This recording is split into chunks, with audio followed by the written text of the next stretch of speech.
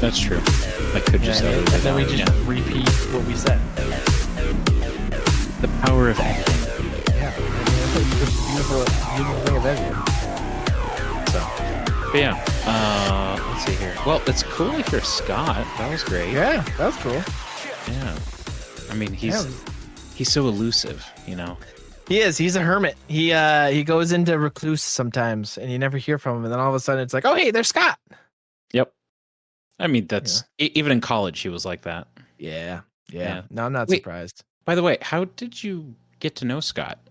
College. So I went to go down. He was at SDSU at the time, and I went to go visit. And he was just always at the Newman Center. So I'm like, all right, well, there's Scott. Scott, you don't know. And then I just got to know him from that. And then we became missionaries at the same time. Oh, that's right. Okay. So he was there, and he was like one of the few South Dakota people that I knew. So we just got to hang out during summer training. And then he was somewhere, he was like out east, I think, when he was a missionary. West Virginia. Mm-hmm. Yeah. Yep. So never got to see him much except for at training. Yeah, no, see, he was with Cody Fisher. He's married to what's her name? She's a doctor now. She went to USD. Groton. Is she from Groton? No, not She's not a Smith. Not Smith. Okay. I forget her name. She did Toast to Us with me my second year. Okay. And then I think I did Totus to Us the year afterward. Yep, that's exactly it. Okay. Cool. Alrighty. Yeah, good times. Mm-hmm. Gosh, that was 11 years ago. Oh, stop. Don't make me feel old. Well, I'm about to because welcome everyone to Those Catholic Gamers, a podcast about Catholic guys coming together to talk about video games and their Catholic faith. I am James, your host, and today I am joined by Connor. Hello. And today we're reviewing a game from our youth, Age of Empires 2. Connor, do you know when Age of Empires came out? I want it. So I remember playing the first one first, and then the second one came out pretty shortly after that. Okay, but it was early it was early 2000s, if not late 1990s. Yep. So Age of Empires was released in 1999. Crazy. Yeah, I was 5. I was. Well, how was I? I was close to about 6 or 7. 6 or 7. I was born in 92. Yeah. 30. Yeah. 31. I am 31 freaking years old. Yeah. Old man. No, you're not. I'm an old man, James. With 80 and 90-year-olds all day. You are not old. Yeah, but I'm the old man of the friend group. Unless Scott's on. That's true. He is an old man. You're the old man in nature. I'm the old man in practicality. There you go. Fair enough. So, but yes, Age of Empires, a real-time strategy game in the height of real-time strategy games, was released in 1999. Yeah, so what was it? You control a civilization and control its armies and economy as you progress through the dark, feudal, castle, and imperial ages of the game. You face off against other players in quick skirmishes, or you can guide famous leaders through a scripted campaign during the Age of Empires. So, yeah, no, this is going to be a fun conversation. I'm really looking forward to this. I could talk hours about Age of Empires. It's so much fun. And now that it's on Steam, we can actually play online against actual people.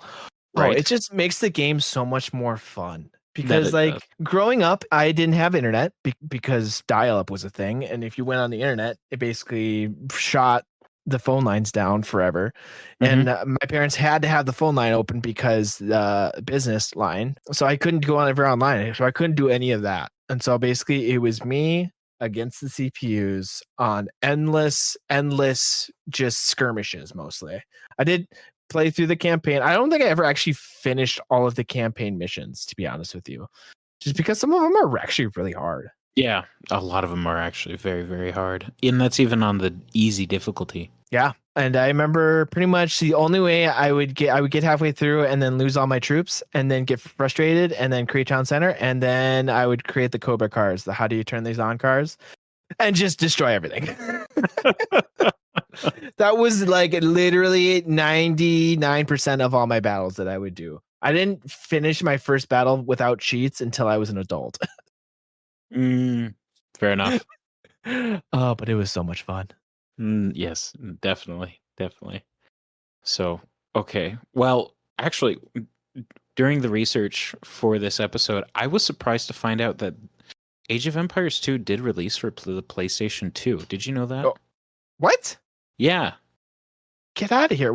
It's got to be a different style of game.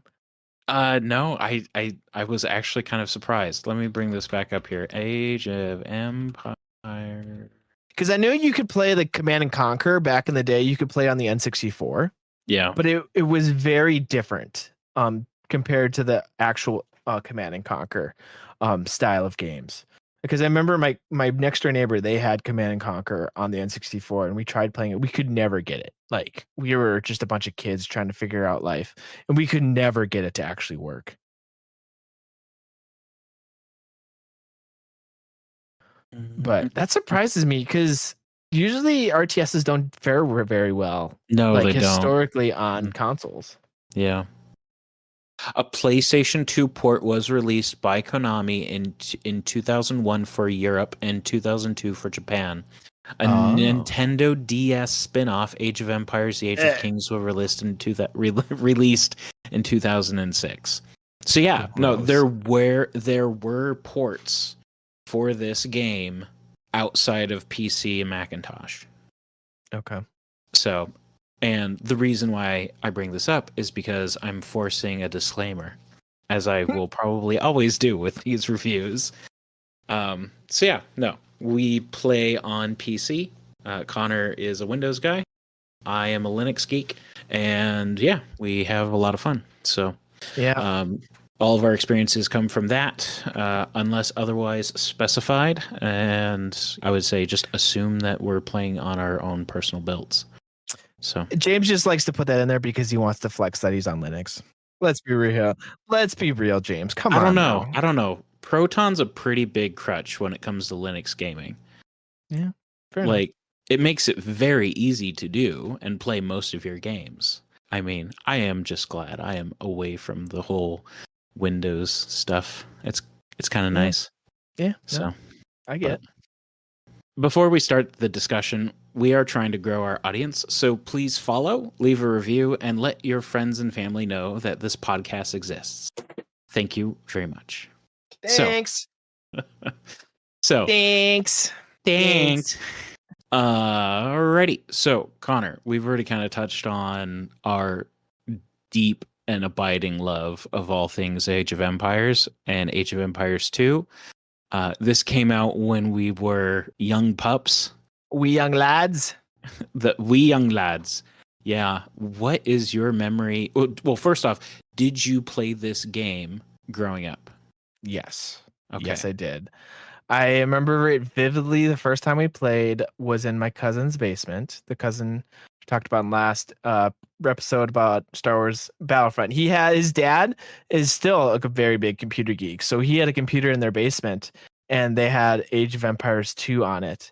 And I remember we would sit there, me and my cousin together, and just like talk over like what we're gonna do and go into battles and stuff. So yeah, and then when I got home, I eventually got it on my computer. I begged my mom to get it. And eventually, I got the first one originally because my mom got confused. So I played the first one, and then I played the second one.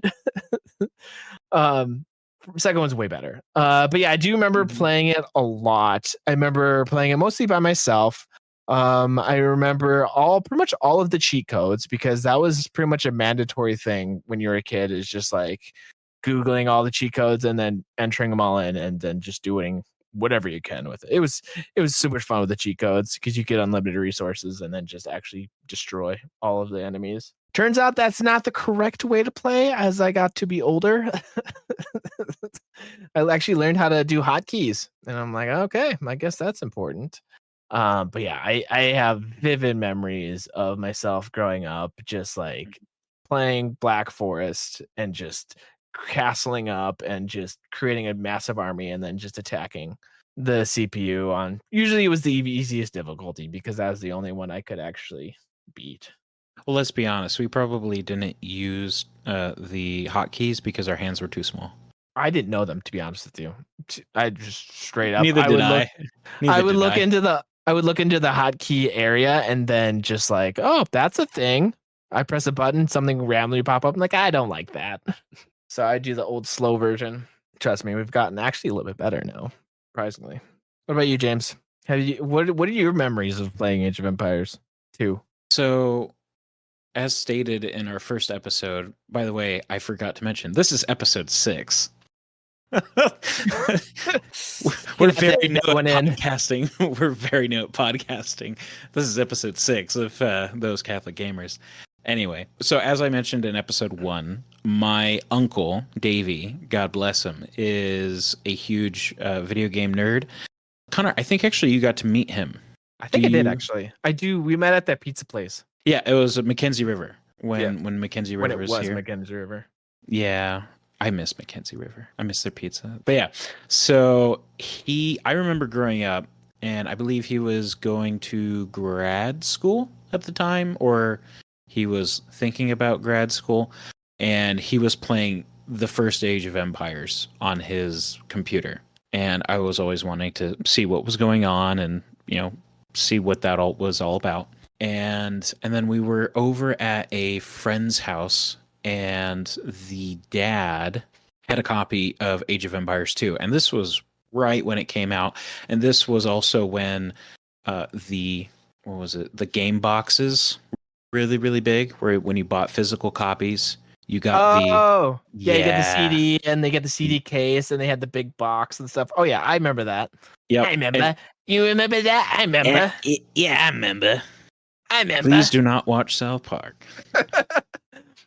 Funny though. It actually states that at the very beginning of the episode.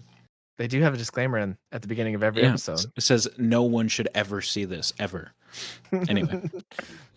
So I remember seeing the box and looking at the back of it and was just enthralled. And I wanted to play the game. And what was it? I think it was my birthday. I think I was 7. I think I was turning 6 or 7 years old.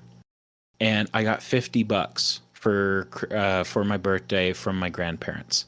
You were a rich man. I was a rich man, and that's how much a copy was, because I was saving up to go get this game, because at the time, what was it? I believe the Conquerors expansion had just come out. So you were a super rich man. I never got any of the expansions for any of my games growing up. It was always the base game. Sure. Fair enough. Yeah, so it was Age of Kings and the Conquerors box set.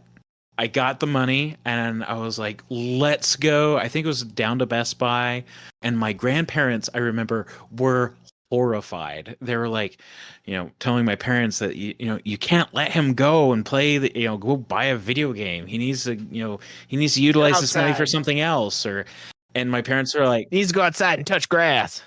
Yeah, kind of. And my dad he went to bat for me. He basically said, nope, this is his money. He may do with it as he wishes. And I bought a copy of Age of Empires 2, Age of Kings with the Conquerors expansion. It came with the 2 CDs and the strategy guide with all the changes, and the box art, and I would just sit and just look at the box art. It was so beautiful. It had like the flap. The flap. I remember the flap. You could open it, it gave you a little stuff on the inside. And I remember it came with a little this is what each Civ has tech wise. Do you remember that? Yeah. I remember looking at that and being like, okay, which one do I always want to pick? And I remember my go-to Civ was always the Byzantines, because they had both fortified walls and bombard towers, and I thought those were the greatest things that you could have in the entire game, and they had both. So you know what? That's what I picked every single time.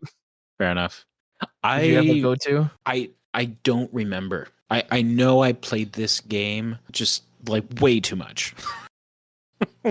Way too much growing up. right? like thousands of hours played on this Mm-hmm. game. And Mm-hmm. my dad was technically savvy, and we had 2 computers in the house where we would play LAN party, me and my dad against each other. Wow, that's cool. Yeah. See, your dad actually cared. My dad would be pissed if I were playing video games, but we've talked about that. Yeah. And then we also did that for Star Wars Battlegrounds, which was essentially a skin over Age of Empires 2. But yeah, no, we got this game. I loved it to death, and I took care of it. I had all of these things for a very, very long time. And then my brothers got older, and they got a hold of the CD, and they scratched it up to the point where I could no longer play the game. Oh man, I mean, And are you part of sure it that was on me. you never did the whole right click to run the game? I remember doing that growing up for a lot of my games that were quote air quotes. You require the CD, and then I would just hit Control R and then run, and then I would run the actual EXE without the disc. Oh no, it would crash because it couldn't even read the EXE. It was as if someone had taken, I don't know, a pair of scissors and had cut lines into the CD. It was destroyed. Wow. And I think I actually still have the CD just for memory's sake. I don't have the box, I don't have the strategy set, but I still do have the CD. And then of course when I went off to college and started buying games again, I saw that they had I think they just had released a HD version of Age of Empires 2, and I was like, "Oh, this is my childhood. I'm going to buy this and play it." And so yeah, that's a lot of my memories is playing with my dad, and it was the first video game I ever purchased. It was the first full-priced video game I ever purchased. Back when $50 would buy you a full-fledged game. Nice. A full AAA full-fledged game. Right. Was Age of Empires 2 a AAA game? I don't think it technically was. It was produced by Microsoft. Oh, okay. Yeah. Okay, fair enough. Yeah, Assembly Studios with the backing of Microsoft. So Gotcha. Yeah, and I always remember, especially as a child, I remember playing the crap out of it. But looking back, I never played it correctly. He was just mostly messing around. Like that was 90% of the game. That was just so much fun. It was just messing around and just like looking over the map, and yeah, it was so much fun. Yeah. Yeah. I what was it? You had mentioned that you didn't do a lot of the campaigns. I do remember at least getting through, I think, all of Joan of Arc. And that was actually a lot of fun, growing up Catholic and learning the story of Joan of Arc and knowing her story, and then seeing that in a game. That was really, really cool. Yep. And then I think I got through like halfway of Saladin. Oh, okay. And then I would get bored and frustrated, and then move on to the Huns. Get like one. I mean, I was 6-7 years old. I had no idea what strategy was, what the actual systems were, things like that. Right. I remember playing through Genghis Khan.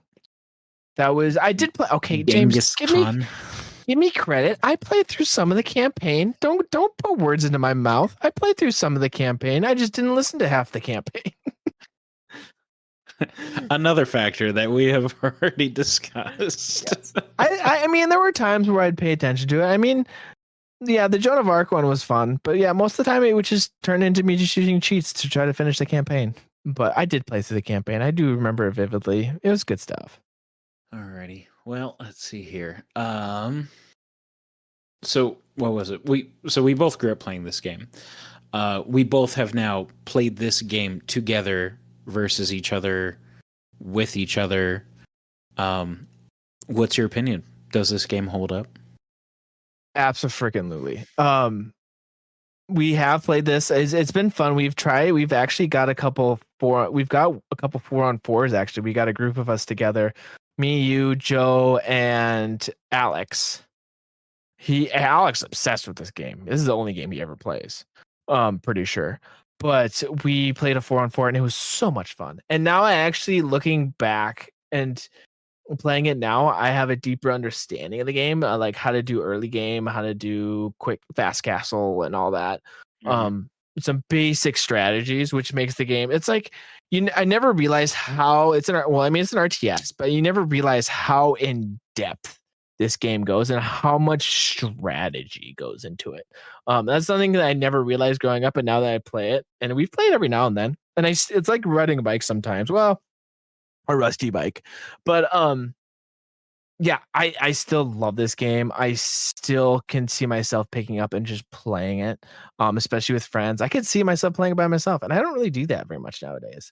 But it's I have played it. It's still an amazing game. And now that they keep updating it with the definitive edition and they've added some quality of life updates to it over the original game, it's just chef's kiss. It's just so much better. And they're trying to release like a Age of Empires 3, which was terrible. I remember playing that. And then I have never played Age of Empires 4, but they tried to do something similar, but it never really caught on either. So it's just like Age of Empires 2 is just a masterpiece, if you ask me.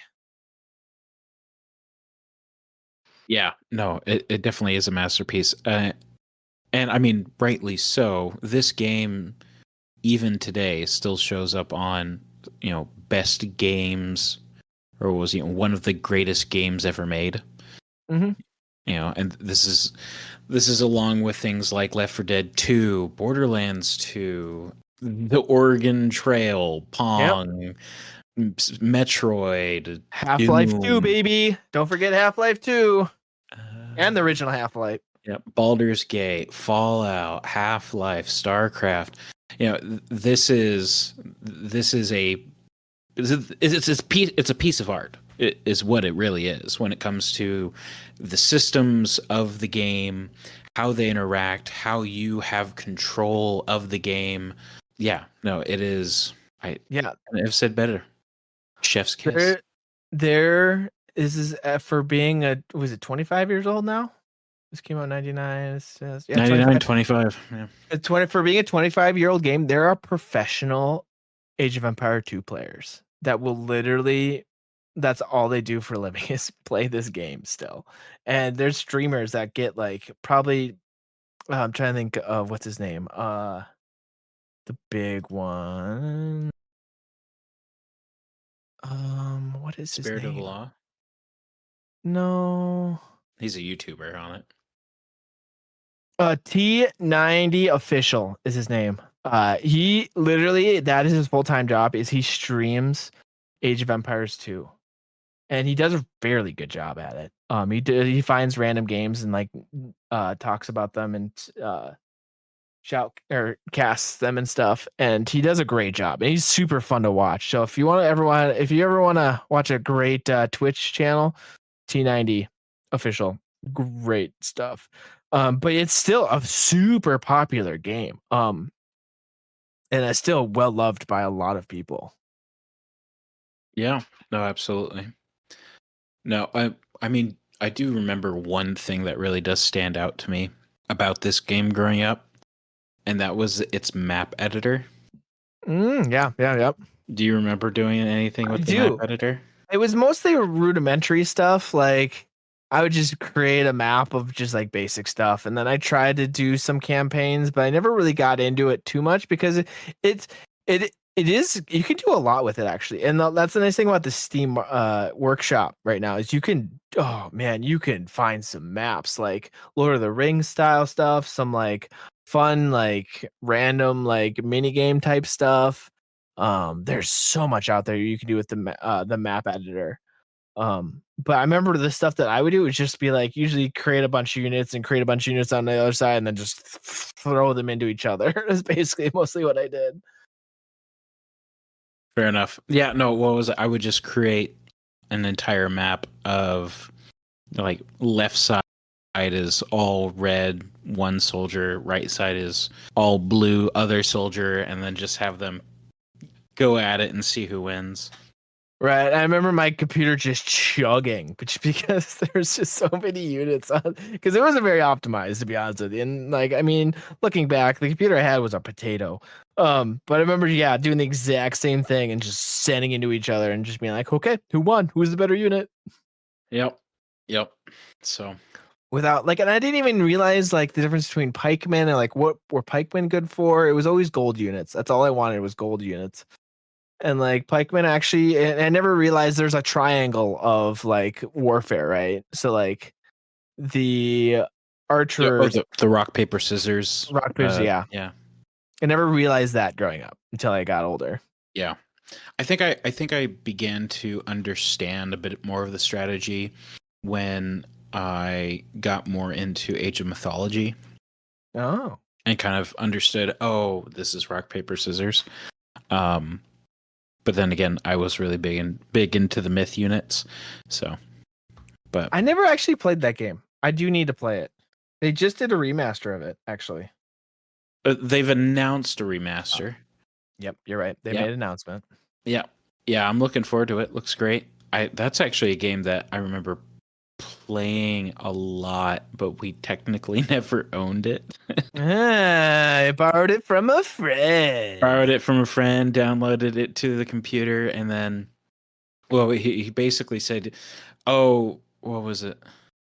You can just hold on to it because my dad, his dad, figured, like was technical to the point where he was able just to like rip the data off the CD, and then you could just play it right off the hard drive." Yeah.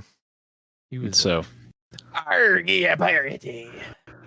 Just a little bit back in the day. Life's for me, Arr. Oh, that just reminds me of Phineas and Ferb. Oh yeah, reminds me of Dodgeball. I've never seen that movie. Oh, we watched it the other day. Oh, and they're making a second one. Steve the pirate. There's a guy dressed like a pirate on our team. I just know the one line: if you can dodge a wrench, you can dodge a ball. Dodge, dip, dive, duck, and dodge. But yeah, I mean, we've already kind of dived into the main campaign. I mean, which is scenarios, really. Do you have a favorite skirmish style? Because there's like 7 or 8. Yeah, I like archery. I now that I played the game a lot, I'm a big archer guy. I do like archer civs. Just because they're I like the kite. If that makes sense, to go in and just like attack and then fall back, attack, fall back. Kind of attack, retreat. Yeah, kind of like what do I want to say? A Blitzkrieg style of, not Blitzkrieg. That's the opposite of Blitzkrieg.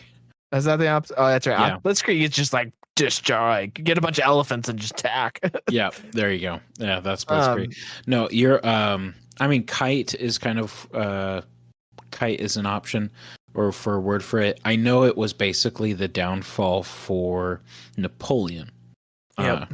And that's how the other governments of Europe were able to kind of take him down, was to allow for his guys to come in really fast. They would shoot and then retreat, and they would just kind of kite them into submission. That's how we won the Revolutionary War, baby. Sure. I should know. I've read military history in college, but I can't remember right now. But yeah, that's basically what I do now. I'm learned that you have to be more aggressive. I would always, when growing up, I'd always create a bunch of units and then make upgrades for them. And that's not the best way to actually play the game. You want to actually attack slowly with units and then retreat with the units that you have. So like I said, now that I'm older, I've learned actually how to play the game a little bit better. And so I would say Mayans are my favorite civ now, just because they have really good archer units and they're more of an aggressive. I'm always a pocket player, not a pocket, a flanks player, which if you know anything about the game, it's basically if you're a 4-on-4, the 2 people in the middle, they basically are in charge of creating a huge economy, and then the 2 people on the flanks on the outside are basically in charge of being aggressive and attacking, so that way the people in the back can build an economy. And I do like the flanking style, and I like I play it now, and it's just like it creates. It's a kind of a stressful game when you play against people, and I love it. I love that kind of PvP, like stressful style games. That this game, yeah, the gameplay itself is, yeah, that's what I thrive on. Um, and yeah, and it's one of those games too where I love to min max. So if I want to do that in this game, I have got plenty of resources to be able to do that. um, Absolutely. Except on a so desert map. yeah, that's true. Desert mats are tough because you have to be desert mats, especially like Gold Rush style, where there's a lot of gold in the middle, and that's a big Mhm. big part of the economy is gold because gold makes premium units essentially. So if you have more gold, you can create more premium units, and basically there's gold premium units and then trash units. Trash units Mhm. are any unit that doesn't require gold, and they're usually like counter premium unit. So like um pikemen actually counter any kind of like horse unit or cavalry unit.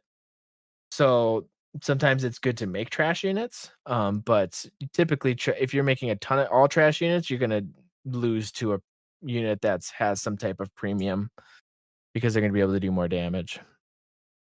But yeah, it all comes down to the rock paper scissors aesthetic of it. So yeah, that's a lot of the gameplay. Yeah, that's a lot of the gameplay. I do remember growing up and really enjoying the graphics. What was it like? What was it? The trees actually fall down. I mean, not like Hmm. pixel per pixel, but you know, Right. your economy and what you do in the map. Like when a guy dies, they'll decay. Yeah. I Well, mean, like it's and very small, right? They turn like into bones. right, there's the classic, you start attacking a building and it starts on fire, and the more damage you do it, the more fire Hmm. it Yeah, comes into play. And yeah. I think that what's really nice in the newest one, the definitive edition, Definitive. that Yeah. actually the buildings actually collapse. Yeah, that's really cool. That's a So, really cool touch. so like that is a super fun thing. Like it creates more physics just because we have more graphical power nowadays. So like the older games, it would just start on fire and then basically all of a sudden just explode and fall to the ground, and there would be a little bit of ground debris and stuff. And also like when you kill units, there's bodies like pile up and stuff. So like as the game you play, like you can see skeletons on the ground and stuff. Yeah, no. And that was always something I not in a dark way, but just kind of appreciated the artwork, the attention to detail, Yeah. even as a little kid, where it Oh, was just 100%. like, yeah, it was just like, oh, okay, this is really really neat. And then what was it? What I really liked was not that I bring it up all the time, but I'm French. Oui, oui. Yes, and so I actually grew up learning French in the house. It's not to a point where I can like carry a conversation nowadays, but if I go to like Canada, I can turn on the news and I can actually kind of pick up on what's being discussed. Hit him with the omelette du fromage. Omelette du fromage. Yeah. And see, my buddy is from oh, what part of Africa he is? It's a French former French province of Africa, It and was I would just probably go up to French him. Algeria, No, northern Africa, and North and West Africa is very French. They still speak French. no, it starts with a C. I'm pretty sure. Not Sudan. Cameroon. He's from Cameroon. Oh, Um, okay. so they have a big French population there, and I would just go up to him and just be like, "Oh, oui, jambon, chapapon, chapapon," and he would always laugh. Oh my goodness. So, But but yeah, no. Growing up, I remember you would select. I would always select the Franks, and it was oui. right? Yeah, They would have and like a gibberish of the language.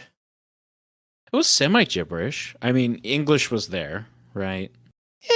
Kind of. It was like a gibberish English. They didn't actually say like any actual English. I think it was. I think what they were trying to do was go off of the old English a bit. Yeah, So it'd be like Forrester. yeah, Yeah. makes sense. What? Which I mean, if we go back 1,000 years, we wouldn't be able to understand anyone speaking English because our Hmm. dialect has just changed so much Hmm. that it would be impossible for us to actually understand what they're saying. Yeah. Oh, and I mean, 1,000 years from now, We won't if be they're able to still, understand either. yeah, if they are, If if we they're still survive another 1,000. if they're still speaking English, they probably won't be. They'll be able to probably figure out what we're saying, but it probably won't be at a level of a conversation like this. Right. But yeah, I mean, overall experience though, I love this game. Right. Like, honest, biased opinion, I Oh, love I'm this totally game. biased. 100% biased. Love Yeah. this game as too. And like looking at it and like the soundtrack is so good. Like you can just listen to the soundtrack at all times. Just the different things going on. I remember just like because normally I would switch to other soundtracks when I would play games, but I would Hmm. literally just listen to the soundtrack of this game while I was playing it. So much like they did like a good historical aspect to it. And there's like a little lute that goes on while you're playing in the main like game sound, and it was just Hmm. like I would get pumped, and I'd be like, "Heck yeah, bro!" It get Yeah, me pumped up. get you pumped up, especially at the what was it, the chats where they were voiced. Yeah, That's 11 always fun. baby, 11 with the laugh.